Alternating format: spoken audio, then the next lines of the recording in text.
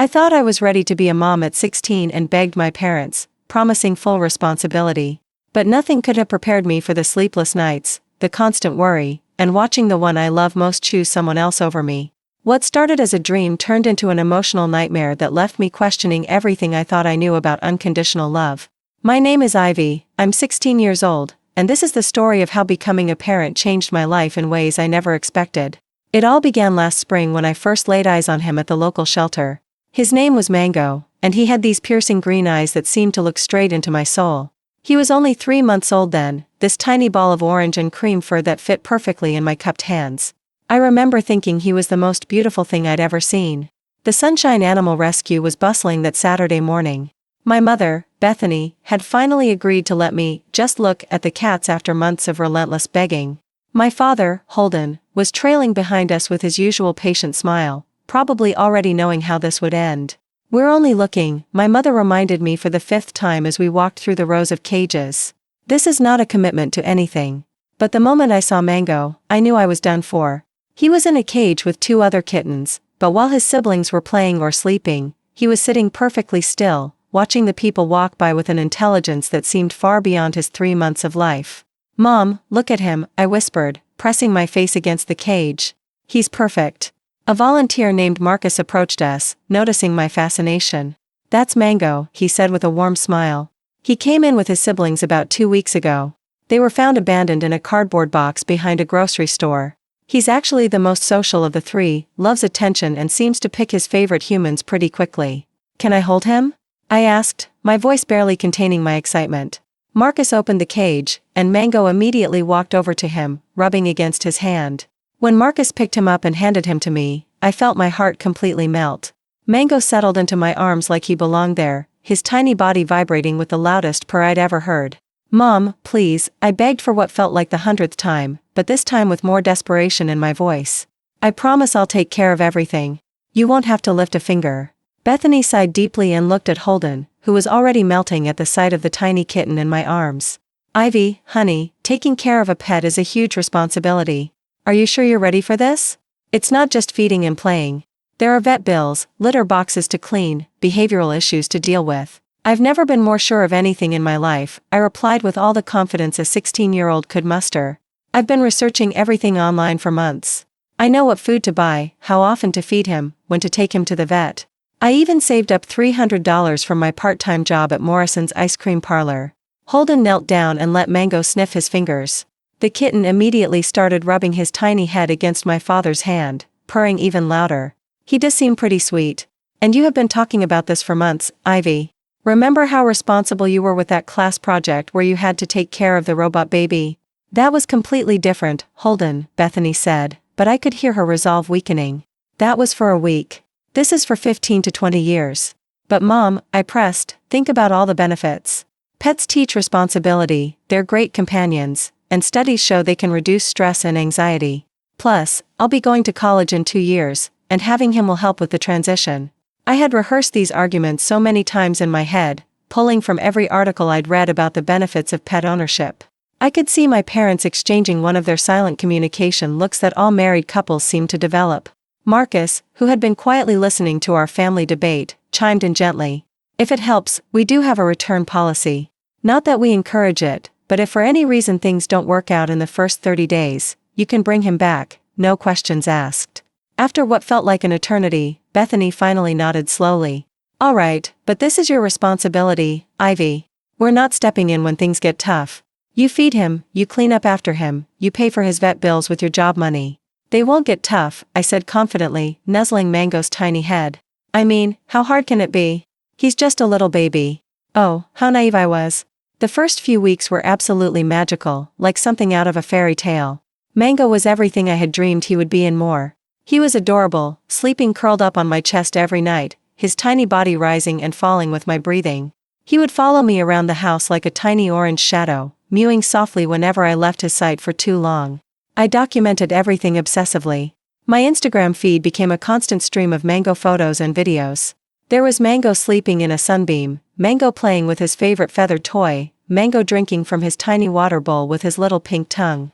My friends would comment things like, "You're such a good mom," and "I wish my parents would let me have a pet," and "He's so lucky to have you." I felt incredibly proud and mature, like I was proving to everyone that I could handle adult responsibilities better than most adults. When my friend Kendra would complain about her little brother being annoying, I'd say things like, "Well, when you have your own to take care of, you learn patience." When my classmate Devin mentioned how stressed he was about his part-time job, I'd respond with, "Try having a job and a dependent to care for." Looking back, I realize how insufferable I must have been during those early weeks, but at the time, I felt like I had unlocked some secret level of maturity that my peers hadn't reached yet.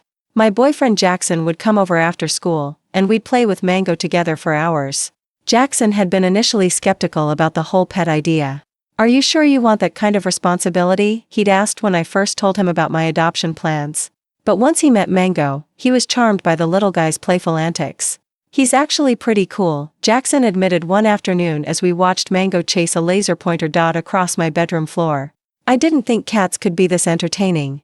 Those were the golden days, when everything seemed perfect and I felt like the luckiest girl in the world. Mango would curl up between Jackson and me while we watched movies, purring contentedly as we took turns petting his soft fur. It felt like we were practicing being a family, and I couldn't help but imagine a future where this domestic bliss was our reality. But as Mango grew from a tiny kitten into a more independent young cat, things started to change dramatically. By the time he was 5 months old, he had developed what I can only describe as a diabolical personality. And by diabolical, I mean downright destructive and seemingly calculated in his mischief. It started with small things that I initially wrote off as normal kitten behavior. He'd knock over my water glass on my nightstand every single morning at exactly 5 a.m. Not 4:59, not 5:01. 5 a.m. on the dot, like he had developed an internal alarm clock specifically designed to ruin my sleep schedule. "Mango, no!" I'd whisper shout, trying not to wake my parents whose bedroom was down the hall. But he'd just look at me with those penetrating green eyes, tail swishing with what I swear was amusement, like he was saying, "What are you going to do about it, human?" At first, I tried moving the water glass to different locations. The dresser, the windowsill, even the floor by my bed. It didn't matter. Mango would find it and knock it over with the precision of a demolitions expert. I started going to bed with towels spread around my nightstand area, resigned to cleaning up water every single morning. Then came the scratching phase, which was infinitely worse than the water glass situation. Despite having 3 different scratching posts strategically placed throughout the house, a tall sisal post in the living room, a cardboard scratcher in the hallway, and a small carpet-covered post in my bedroom, Mango decided that my furniture was far more appealing for his claw maintenance needs. My desk chair was the first victim. I came home from school one day to find long, deep scratches running down the entire back of the chair, the fabric hanging in shreds. The chair had been a gift from my grandmother for my 15th birthday, and seeing it destroyed felt like a personal attack. "Mango!" I called out, but he was nowhere to be found. I eventually discovered him under my bed, looking completely innocent and unbothered by the destruction he had caused. But he wasn't done. Over the next few days, he systematically worked his way through my bedroom furniture. My dresser, which had been a beautiful cherry wood piece that matched my desk, now looked like it had been attacked by a tiny lumberjack. The corner of my bed frame bore similar scratches, and even my bookshelf wasn't safe from his claws. "Ivy, you need to trim his nails," my mother said one morning, examining the fresh scratches that had appeared on our dining room table overnight. Her voice had that edge to it that suggested her patience with my independent pet ownership was wearing thin. "I tried," I said defensively, though the truth was I had only attempted it once, and it had been a complete disaster. "He won't let me near his paws." And when I took him to Dr. Martinez at the vet clinic last month, it took 2 technicians to hold him down just for his basic examination. Dr. Martinez had been diplomatic about it, but I could tell she thought I was in over my head. "Some cats are more sensitive about paw handling than others," she had said. "You might want to start working on desensitization training, or consider regular grooming appointments." The idea of paying someone else to trim my cat's nails felt like admitting failure, so I kept telling myself I'd figure it out eventually. Meanwhile, the destruction continued. But the real problem started when Mango reached 6 months old. That's when his personality truly emerged, and let me tell you, it was not the sweet, cuddly companion I had dreamed of during those early weeks. Mango had developed an aggressive streak that caught me completely off guard. He would be purring contentedly in my lap one moment, and the next, he'd suddenly grab my hand with his front paws and bite down hard enough to draw blood. These weren't playful little nips, they were genuine attacks that left puncture wounds and deep scratches on my arms and hands. The first time it happened, I thought maybe I had accidentally hurt him or moved too quickly. But as it became a regular occurrence, I realized this was just part of his personality. The unpredictability of it made every interaction feel like walking through a minefield. I remember one particular afternoon when I was sitting at my desk trying to finish my AP history essay about the Industrial Revolution. I had been working for about an hour when Mango jumped up onto my desk and settled beside my textbook. Initially, I was happy for the company. He seemed calm and relaxed, and I thought maybe he just wanted to be near me while I worked. I reached over to pet him absent-mindedly while I continued typing, and he seemed to enjoy it at first. He was purring and leaning into my touch, and for a moment, it felt like the sweet bonding experience I had always imagined we'd share. Then, without any warning whatsoever, he grabbed my wrist with his front paws and bit down hard on my forearm. The sudden pain was shocking, not just because of the physical sensation, but because of how completely unexpected it was. There had been no hissing, no warning signs that I could detect. Ow. Mango, no. I yelped, pulling my arm away quickly. There were 4 distinct puncture wounds bleeding on my forearm, and several scratch marks where his back claws had raked across my skin as I pulled away. I looked at him, expecting some sign of remorse or at least acknowledgement of what had happened, but he just sat there calmly cleaning his paw like nothing had happened. It was like he had flipped a switch from affectionate companion to predator and back again in the span of seconds. That night, as I sat in the bathroom applying antiseptic to the bite marks and covering them with bandages, I started crying. Not just from the physical pain, though the wounds did sting terribly, but from the emotional hurt of it all. I loved this cat with everything I had, and yet he seemed to take pleasure in hurting me. Maybe he's just going through a phase, I told myself, staring at my reflection in the bathroom mirror. All teenagers act out, right? Even cat teenagers. But it wasn't a phase. If anything, his behavior got progressively worse over the following weeks. He started what I can only describe as ambush attacks, hiding under furniture and leaping out to grab my ankles as I walked by. I developed a habit of scanning every room before entering, checking under couches and chairs like I was entering enemy territory. The attacks seemed random at first, but I started to notice patterns.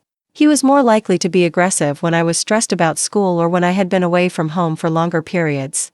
It was like he could sense my emotional state and chose those moments when I was most vulnerable to strike. My arms and legs became a roadmap of scratches and bite marks. I started wearing long sleeves and pants even in warm weather to hide the evidence of my daily battles with my own pet.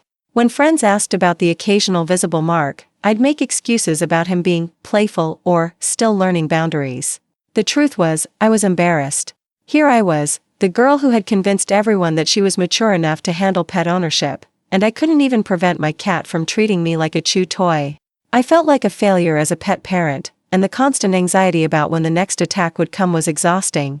But the absolute breaking point came when Jackson started spending more time at my house during the spring semester. We had been dating for about 8 months at that point, and my parents had gotten comfortable with him being around regularly. What I hadn't anticipated was how dramatically Mango's behavior would change in response to having another person in his territory. Mango, who had been generally indifferent to my boyfriend during his previous visits, suddenly became completely obsessed with him. The moment Jackson walked through our front door, Mango would abandon whatever destructive activity he was engaged in and run straight to him, purring and rubbing against his legs like Jackson was some kind of celebrity. "Hey there, buddy," Jackson would say, scooping Mango up effortlessly. And Mango, the same cat who would scratch and bite me for even looking at him wrong, would melt into Jackson's arms like butter, purring so loudly you could hear it from the next room. It was like watching your child choose their favorite parent, and realizing you weren't it. The rejection felt personal and devastating in a way I hadn't expected. The contrast in behavior was so stark it was almost comical, if it hadn't been so heartbreaking. With me, Mango was unpredictable, aggressive, and demanding. With Jackson, he was the perfect pet, affectionate, calm, and well-behaved. I started to dread my boyfriend's visits because they highlighted just how much my cat seemed to dislike me. "I don't understand," I confided to Jackson one evening as we sat on my bed doing homework. Mango was curled up in Jackson's lap, completely relaxed and content, occasionally reaching up to rub his head against Jackson's chin. "I'm the one who feeds him every morning and evening. I'm the one who cleans his litter box twice a day. I'm the one who takes him to the vet and buys his toys and treats. I'm the one who begged my parents to adopt him in the first place. Why does he love you more than me?" Jackson looked uncomfortable with the question, probably sensing the hurt behind it. "I don't think it's about love, Ivy. Maybe he just senses that you're stressed around him? Animals can pick up on that kind of energy. Of course I'm stressed around him. He attacks me every chance he gets. Look at this, I said, rolling up my sleeve to show him the latest collection of scratch marks on my forearm. These are from yesterday when I tried to give him his heartworm medication. As if to prove my point, I reached over to pet Mango while he was still settled comfortably in Jackson's lap. The moment my fingers made contact with his fur, he hissed and swatted at me with his claws extended, catching the back of my hand with a quick scratch. See? I said, tears welling up in my eyes as I examined the fresh scratch. He hates me. My own cat hates me, and I don't know what I did wrong. Jackson gently moved Mango aside and reached over to take my hand, examining the scratch. He doesn't hate you, Ivy. Maybe you just need to approach him differently? I mean, when I pet him, I usually let him come to me first instead of reaching out to him. I wanted to tell Jackson that I had tried every approach I could think of, that I had read dozens of articles about cat behavior and watched countless YouTube videos about building bonds with your pet. But the truth was, I was so desperate for Mango's affection that I probably was coming across as needy and anxious, which any animal would find off-putting. But the worst part wasn't even the aggression or the obvious favoritism. It was the constant, underlying fear that I was going to lose him entirely.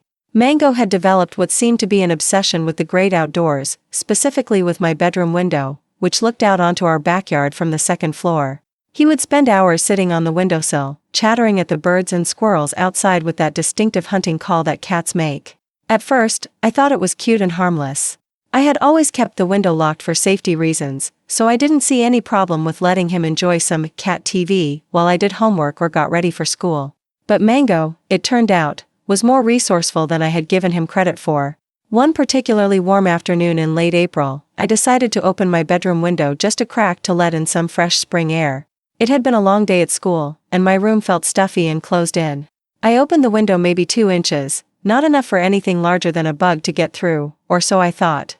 I was at my desk working on a chemistry lab report when I heard a strange scratching and rustling sound coming from behind me. I turned around to see that Mango had somehow managed to push the window screen out of its frame and was currently trying to squeeze his way through the narrow opening I had left. The sight of his orange and white body halfway through the window, 2 stories above our concrete patio, sent a jolt of pure terror through me like nothing I had ever experienced. Mango, no! I screamed, launching myself across the room toward the window. I managed to grab him around his middle just as his back legs were disappearing through the gap, but he was fighting me with surprising strength, clearly upset that I was ruining his grand escape plan. Getting him back through the window while he was struggling was terrifying. I was acutely aware that one wrong move could send both of us tumbling to the ground below. My hands were shaking so badly I could barely maintain my grip on his squirming body. Once I finally got him safely back inside and slammed the window shut, I collapsed on my bedroom floor, my heart pounding so hard I thought I might actually have a heart attack. Mango, meanwhile, seemed completely unbothered by what had just happened. He sat by the now closed window, looking at me with what I can only describe as disappointment, like I was the unreasonable one in this situation. You could have died, I whispered to him, my voice shaking. Do you understand that? You could have fallen and died, and it would have been my fault. But he just flicked his tail and walked away, probably already planning his next escape attempt. From that day forward, I became completely paranoid about every window in the house. I checked the locks multiple times a day, did walkthroughs to make sure no windows had been left open, and I couldn't relax unless I knew exactly where Mango was at all times. The anxiety was consuming me, affecting my sleep, my schoolwork, and my relationships with friends and family. I started having nightmares about finding his broken body on the patio, about having to tell my parents that I had failed in the one responsibility they had trusted me with. The guilt and worry were eating me alive, and I began to understand why some people compare pet ownership to having a child. The constant fear that something terrible might happen on your watch is overwhelming. Things reached a crisis point when Mango had to have his neutering surgery at 8 months old. Dr. Martinez had been recommending the procedure for months, and I had been putting it off partly because of cost and partly because the idea of putting him under anesthesia terrified me. But when he started displaying territorial behaviors like spraying and becoming even more aggressive, I knew I couldn't delay it any longer. The surgery itself went fine, but the recovery period was a nightmare that I wasn't prepared for. Dr. Martinez gave me a cone of shame for Mango to wear and strict instructions about postoperative care. He needs to wear this cone for 2 full weeks, she explained, demonstrating how to put the plastic contraption around his neck. No exceptions. Any licking or scratching of the surgical site could lead to infection or wound dehiscence. Someone needs to watch him closely, especially at night. Cats often try to groom themselves when they think no one is looking. My parents looked at me expectantly when Dr. Martinez mentioned nighttime supervision.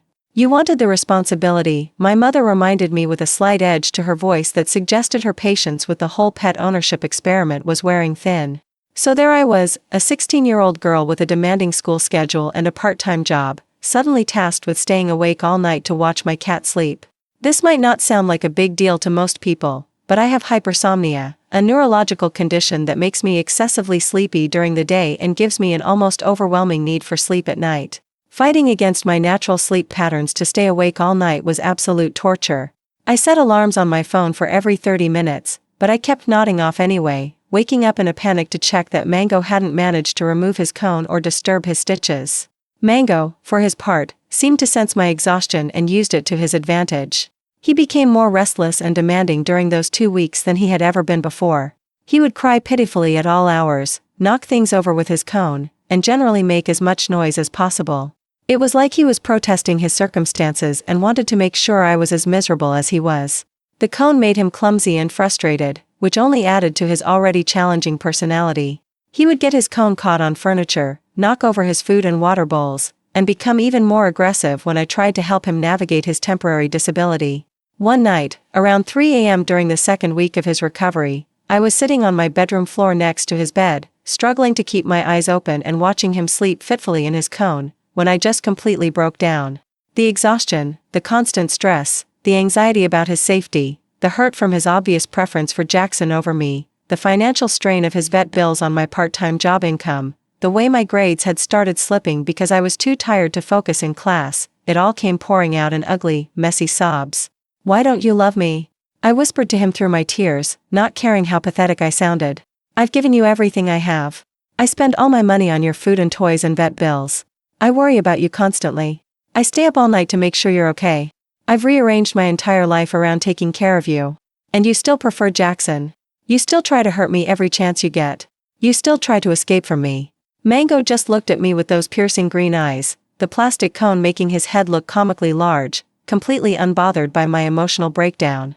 If anything, he seemed annoyed that my crying was disturbing his rest. That's when I had what I can only describe as a moment of startling clarity.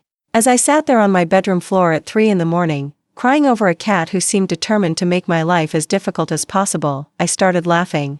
Not happy laughter, but the kind of hysterical, slightly unhinged laughter that comes when you realize how completely absurd your situation really is.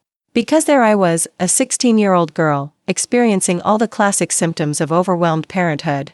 The sleep deprivation that made everything feel like an insurmountable challenge. The constant worry about safety and well-being. The feeling of being unappreciated despite giving everything you have to give. The heartbreak of watching your child prefer someone else over you.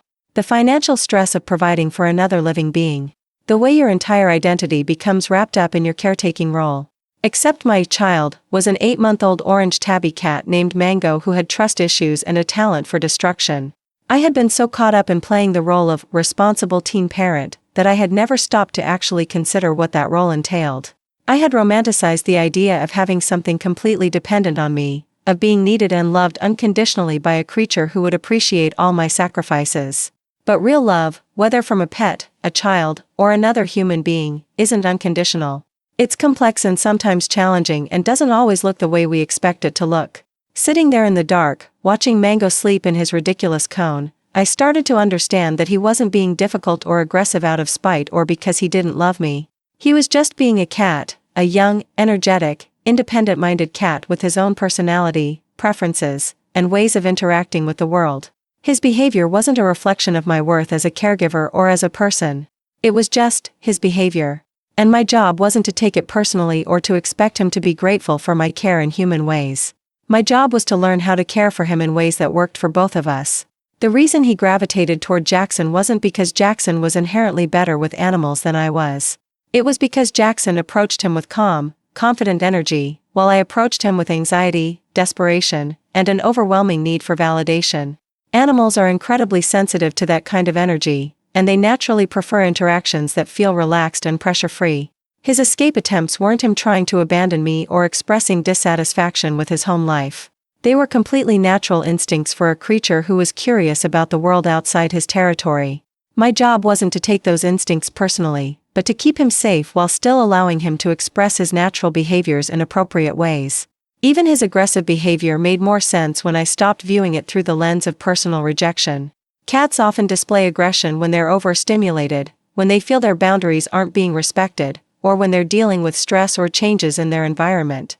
I had been so focused on wanting to cuddle and pet him whenever I felt like it that I wasn't reading his body language or giving him the space and autonomy he needed to feel comfortable. Over the following weeks, as Mango recovered from his surgery and finally got his cone removed, I started implementing a completely different approach to our relationship. Instead of trying to force affection or constantly seeking his attention, I began letting him come to me on his own terms. I learned to recognize the subtle warning signs that preceded his aggressive episodes. The slight twitching of his tail tip, the way his ears would flatten just slightly against his head, the tension in his body posture when he was reaching his limit for physical contact. When I saw these signs, I would immediately give him space instead of continuing to push for interaction. I also started addressing his behavioral issues with practical solutions rather than taking them as personal attacks on my character. I bought him several puzzle feeders to challenge his mind and keep him occupied when I wasn't home. I scheduled regular interactive play sessions with fishing rod toys and laser pointers to help him burn off his excess energy in appropriate ways. I created vertical spaces throughout my room, cat trees, shelving systems, window perches, where he could climb and survey his territory from up high, which seemed to help with his general anxiety levels. Most importantly, I stopped viewing his obvious preference for Jackson as a betrayal of our bond. Instead, I started seeing it as evidence that Mango was capable of forming positive relationships with multiple people, which was actually a good sign for his social development and emotional well-being.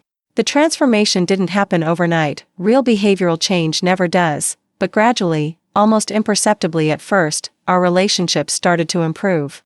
The aggressive incidents became less frequent, and when they did occur, they were less intense and seemed to have clearer triggers that I could identify and avoid.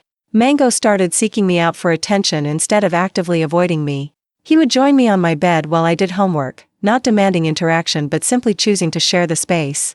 He began greeting me when I came home from school, not with the explosive enthusiasm he showed Jackson, but with his own quieter version of acknowledgement. One evening in late May, about a month after his surgery and 2 months after my middle-of-the-night breakdown, I was lying on my bed reading a novel for English class when Mango jumped up and settled next to me. Instead of immediately demanding attention or trying to distract me from my book, he just lay there quietly, his body relaxed and his breathing slow and even. After a few minutes, he moved a little closer and rested his head on my arm, not quite cuddling but making deliberate contact. It was such a small gesture, barely noticeable to anyone watching, but it meant everything to me. For the first time since I had adopted him, it felt like he was choosing to be close to me simply because he wanted to be, not because he needed something from me or because there was no better option available. "I'm sorry I made everything so complicated," I whispered to him, gently stroking the soft fur behind his ears. "I guess I had to learn how to be your person, and you had to learn how to be my cat." He purred softly in response, not the loud, performative purring he did with Jackson, but a quiet, contented rumble that felt like our own private conversation. We settled in for what would be the first of many peaceful evenings together, and for the first time in months, I felt like maybe I was finally starting to understand what it really meant to care for another living being. Looking back now, almost a year later, I realized that those incredibly challenging months with Mango taught me more about love, responsibility, patience, and personal growth than any textbook, lecture, or well-meaning advice from adults ever could have. I learned that caring for another living being isn't about getting something in return, validation, gratitude, unconditional love, or proof of your own worthiness. It's about consistently providing what they need to thrive, even when it's difficult, expensive, inconvenient, or completely thankless. I learned that real love sometimes means accepting that the other being has their own personality, preferences, and ways of showing affection that might not match your expectations or fulfill your emotional needs in the ways you had hoped. Mango's way of showing love wasn't through constant cuddling or eager obedience, it was through choosing to share space with me, bringing me his favorite catnip mouse as an offering, trusting me enough to fall asleep in my presence, or simply tolerating my presence during his daily routines. I learned that taking responsibility for another life means being prepared for challenges, expenses, and complications that you never anticipated and that no amount of research or preparation can fully prepare you for. It means making sacrifices, of sleep, money, social time, and personal convenience, without keeping score or expecting recognition. Most importantly, I learned that the fantasy of being a parent at 16 was dramatically different from the reality. The fantasy involved a grateful, loving creature who would appreciate all my sacrifices and shower me with the kind of unconditional affection that would validate my sense of myself as a caring, mature person.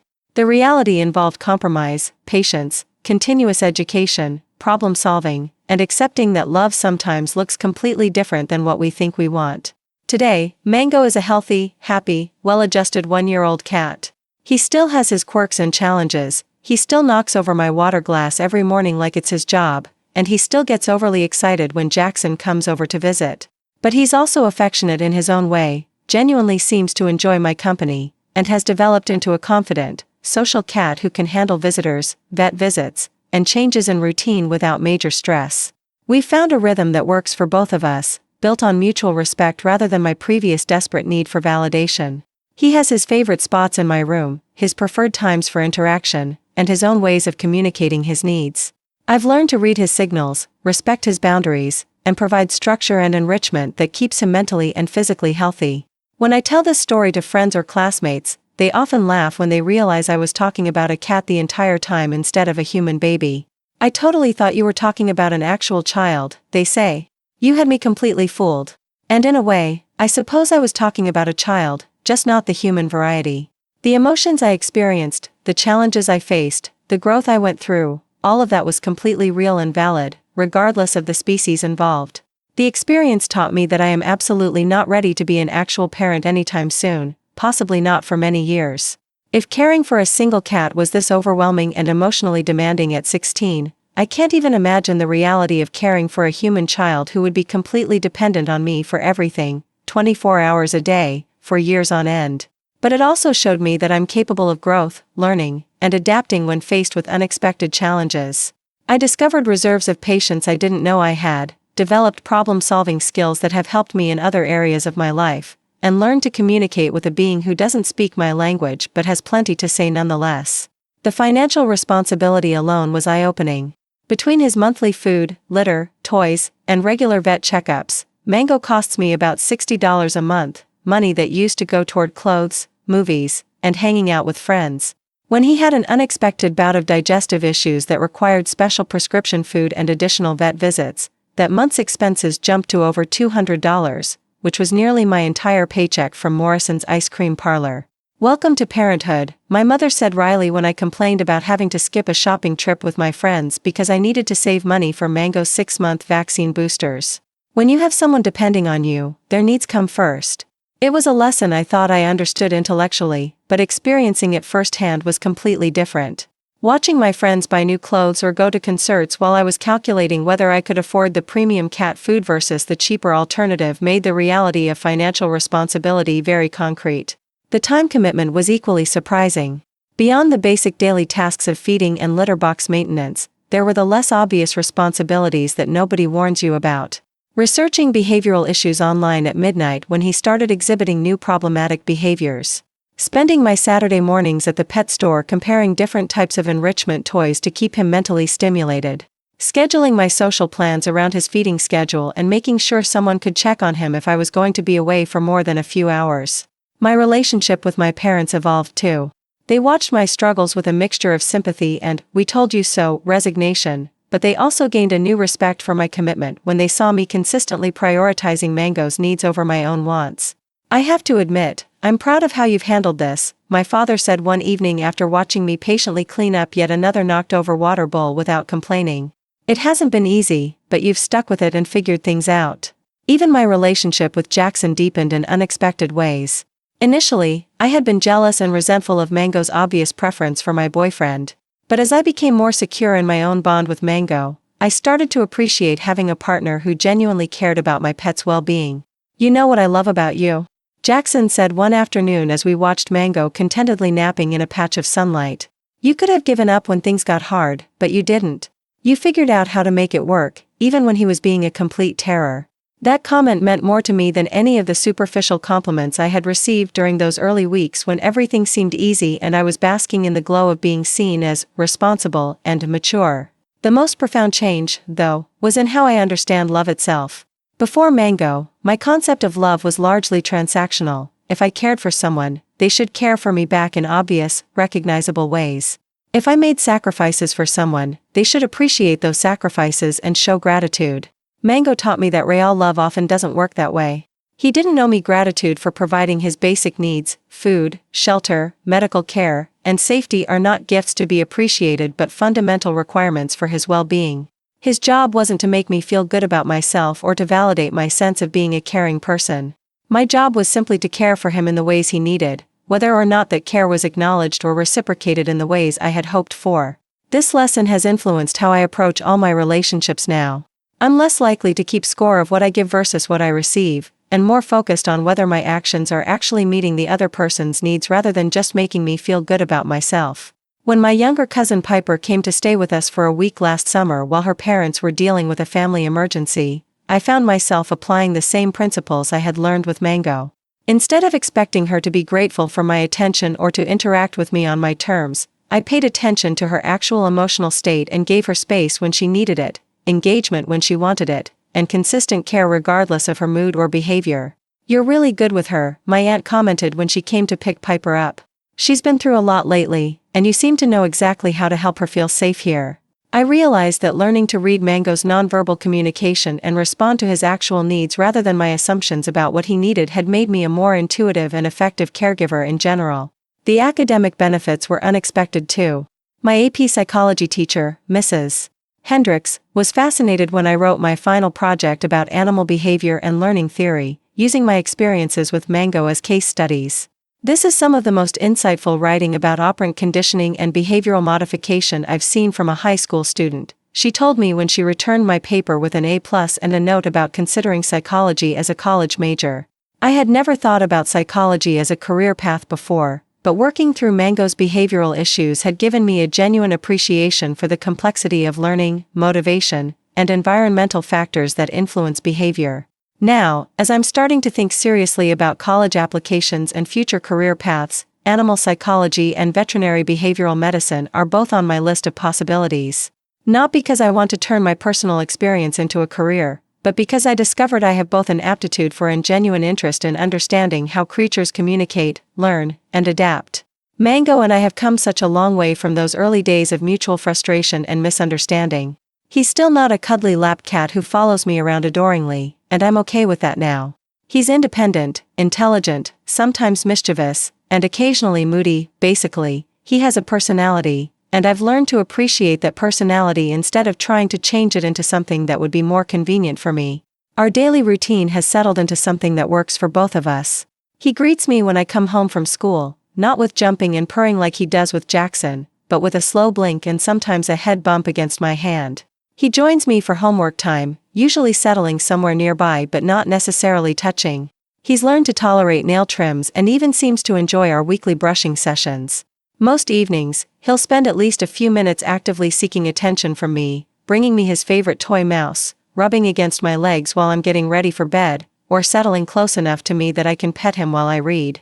These moments feel precious precisely because they're freely given rather than demanded or expected. When he chooses to curl up next to me while I'm watching Netflix, it feels like a genuine expression of affection rather than obligation. Just last week, I was having a particularly stressful day. I had bombed a calculus test, gotten into an argument with my best friend Marlo about something stupid, and was feeling generally overwhelmed with college application deadlines approaching. I came home and just flopped face down on my bed, feeling sorry for myself. After a few minutes, I felt the bed dip slightly as Mango jumped up. Instead of settling in his usual spot by the window, he walked over and lay down right next to me, close enough that I could feel the warmth of his body against my arm. He didn't purr or try to get my attention, he just quietly shared the space, like he understood that I needed company but not conversation. We stayed like that for almost an hour, and when I finally sat up feeling somewhat better, he gave me one of his slow, deliberate blinks before moving to his regular spot. It was such a small gesture, but it felt like the most genuine expression of care and understanding. These are the moments that make all the challenges, expenses, and sleepless nights feel worthwhile. Not because they validate my care or prove that I'm a good pet parent, but because they represent genuine connection between two very different beings who have learned to understand and care for each other. When people ask me now if I recommend getting a pet as a teenager, my answer is complicated. It's not the fun, Instagram-worthy experience that a lot of people imagine it will be. It's expensive, time-consuming, sometimes frustrating, and will definitely change your priorities and lifestyle in ways you probably haven't anticipated. But if you're genuinely prepared for the reality rather than the fantasy, and if you're willing to learn and adapt and put someone else's needs consistently before your own wants, it can also be one of the most meaningful and educational experiences you'll have. I'm not the same person I was a year ago when I first brought Mango home. I'm more patient, more observant, more responsible with money, and more realistic about what love and care actually look like in practice. I've learned to find satisfaction in meeting someone else's needs rather than having my own needs met, and I've developed a confidence that comes from successfully handling unexpected challenges. Sometimes, when he curls up on my lap while I'm doing homework, purring contentedly as I pet his soft orange fur, I'm reminded of why I wanted to adopt him in the first place. Not because I needed to prove I was responsible, and not because I wanted something to love me unconditionally, but because there really is something beautiful and meaningful about sharing your life with another living being, even when, especially when, they challenge you to be better than you thought you could be. So yes, becoming a mom at 16 was infinitely harder than I ever imagined it would be. It tested my patience, my finances, my relationships, and my sense of myself in ways I never expected. But it was also more rewarding and educational than I could have anticipated, just not in the ways I thought it would be. And while I'm in no hurry to repeat the experience with an actual human baby, not for many, many years, I'm grateful for everything my little orange troublemaker has taught me about love, responsibility, sacrifice, and what it really means to grow up. Who knew that the path to maturity would involve so many scratches, sleepless nights, and knocked over water glasses? But then again, the best lessons usually come from the experiences we never saw coming.